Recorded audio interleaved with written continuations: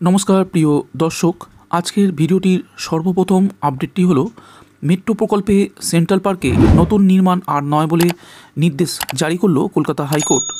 নির্দেশে কি জানানো হয়েছে জানাবো বিস্তারিত আজকের এই ভিডিওটিতে। তার সাথে আজকের ভিডিওটির আরও দুটি গুরুত্বপূর্ণ খবর। প্রথমটি হলো অরেঞ্জ লাইনের কাজে গতি চায় মেট্রো।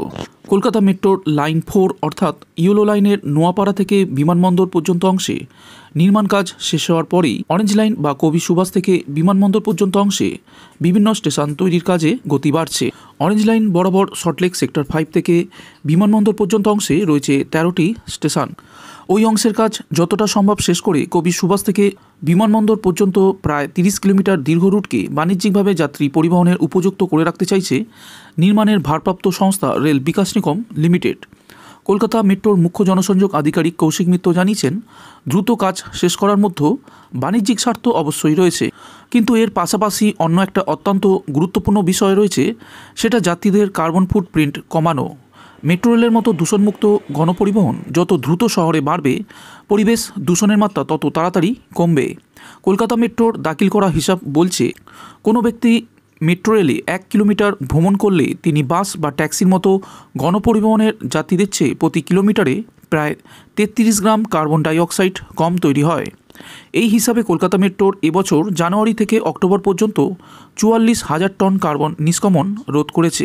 গত 10 বছরের হিসাব ধরলে দেখা যাবে মেট্রোর কার্বন নিষ্কাশন রোধের পরিমাণ 5.5 লক্ষ টনেরও বেশি। বন্ধুরা, আজকে দ্বিতীয় আপডেটটি হলো নজরুল তীর্থ মেট্রো স্টেশনটি নিয়ে। একের পর এক দিন কেটে যাচ্ছে, কিন্তু এখনও চালু করা সম্ভব হলো না কবি সুভাষ থেকে হেমন্ত মুখোপাধ্যায় বা রুবি পর্যন্ত মেট্রো। শহরে পরিবহন ব্যবস্থায় গতি আনতে কবি সুভাষ থেকে বিমানবন্দর পর্যন্ত বিশাল মেট্রো করিডোর তৈরি করা হচ্ছে। এই কাজ সম্পূর্ণ হলে খুব দ্রুত শহরের এক অংশ থেকে অন্য অংশে পৌঁছানো সম্ভব হবে। ইতিমধ্যে কবি সুভাষ থেকে হেমন্ত মুখোপাধ্যায় পর্যন্ত মেট্রো লাইন তৈরি হয়ে গিয়েছে, কিন্তু কেন তা চালু করা হচ্ছে না তাও নিয়ে উঠেছে প্রশ্ন। চলতি বছরের শুরুতে অর্থাৎ জানুয়ারিতে কবি সুভাষ থেকে হেমন্ত মুখোপাধ্যায় পর্যন্ত মেট্রো পরিষেবা চালু করার টার্গেট নেওয়া হয়েছিল, আর সেই মর্মে কমিশনার অফ রেলওয়ে সেফটি পরিদর্শনও করেছিল। এরপরেও সংক্ষিপ্ত এই রুটে কেন পরিষেবা চালু করা সম্ভব হচ্ছে না তা নিয়ে উঠেছে প্রশ্ন।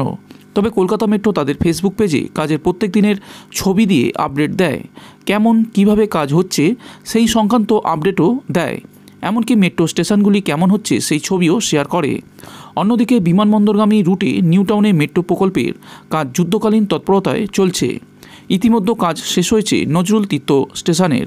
অন্যতম ব্যস্ত উপনগরী নিউ টাউন, সেখানে গড়ে উঠেছে একাধিক হাব এবং কাজের জায়গা। প্রত্যেক দিন কয়েক হাজার মানুষ কাজের জন্য নিউ টাউনে যাতায়াত করেন। সেখানে মেট্রো পরিষেবা চালু হলে যাত্রী সংখ্যা আরও বাড়বে মনে করা হচ্ছে। বিশেষভাবে নজরুল তীর্থ স্টেশনের ওপর চাপ অনেকটাই বাড়বে বলে মনে করা হচ্ছে। আর সেই বিষয়টিকে মাথায় রেখেই নজরুল তীর্থ স্টেশন সহ অন্যান্য স্টেশনগুলিতে যাত্রী স্বাচ্ছন্দ্য সহ একাধিক পরিকাঠামো তৈরি করা হচ্ছে। যেমন নজরুল তীর্থ স্টেশনে থাকছে 8টি এসকেলেটর, যাতে দ্রুত যাত্রীরা স্টেশনে পৌঁছাতে পারেন। আছে একাধিক লিফট। পাশাপাশি জরুরি সময় যাত্রীদের যাতে দ্রুত বের করে দেওয়া সম্ভব হয় সেজন্য অতিরিক্ত 8টি সিঁড়ি থাকবে। প্রায় 180 মিটার দীর্ঘ আপ এবং ডাউন লাইন প্ল্যাটফর্ম।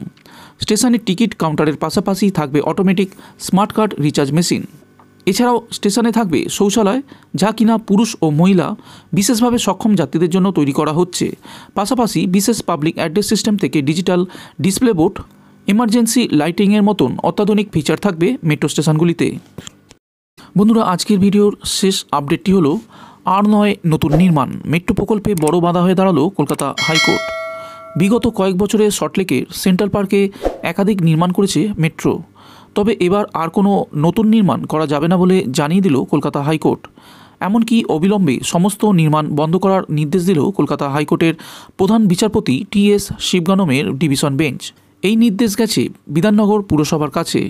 করা যাবে না নতুন নির্মাণ। প্রসঙ্গত উল্লেখ্য, ইতিমধ্যেই মেট্রো প্রকল্পের জন্য একাধিক নির্মাণ করা হয়েছে সেন্ট্রাল পার্ক এরিয়ায়, যার বিরুদ্ধে মামলা দায় হয় আদালতে। এই দিন সেই মামলার পরিপ্রেক্ষিতেই এই রায় দিল ডিভিশন বেঞ্চ। আদালত জানিয়েছে পার্কে মোট কত জায়গা আছে এবং তার মধ্যে কটি বাড়ি আছে এবং কত ফাঁকা জায়গা আছে সে ব্যাপারে বিধাননগরের পুর কমিশনার রিপোর্ট জমা করবেন। আপত্তি মেলা প্রাঙ্গণ নিয়েও। এদিকে যিনি এই মামলা করেছিলেন তার আইনজীবীর বক্তব্য ছিল, পার্কের জায়গা দখল করা অনৈতিক। সেন্ট্রাল পার্কে কমিউনিটি হল আছে, এদিকে মেট্রো তার প্রকল্পের জন্য একটার পর একটা নির্মাণ করেই চলেছে। যার অধিকাংশই এখনও ফাঁকা। পাশাপাশি মামলাকারীর তরফে আপত্তি তোলা হয় সেন্ট্রাল পার্কের মেলা প্রাঙ্গণ নিয়েও। যদিও বিধাননগর পুরসভার তরফে আবেদন ছিল সেন্ট্রাল পার্কের মেলায় জায়গাতে বইমেলা সহ নানা ধরনের সামাজিক অনুষ্ঠান অনুষ্ঠিত হয়ে থাকে। সেক্ষেত্রে প্রধান বিচারপতি জানিয়েছেন, সামাজিক উৎসব আটকানো উচিত নয়, মেলা প্রাঙ্গণে মেলা করা নিয়ে আপত্তি জানানো চলবে না। তবে মেট্রো প্রকল্পের কাজে বড় বাধা দিল কলকাতা হাইকোর্ট। প্রসঙ্গত উল্লেখ্য, গোটা সল্টলেকের মাঝে এক টুকরো সবুজ ফুসফুস হিসাবেই পরিচিত ছিল সেন্ট্রাল পার্ক। তবে মেট্রো প্রকল্প শুরু হতেই কাটতে হয়েছিল বহু গাছ। সেই সময় আপত্তি জানিয়েছিল শহরের পরিবেশবিদরা। একই রকমভাবে ময়দান এলাকায় গাছ কাটা নিয়েও ওঠে আপত্তি। সেই মামলা গিয়ে পৌঁছায় কলকাতা হাইকোর্ট অবধি। আপাতত তাতে স্থগিতাদেশ দিয়েছে আদালত।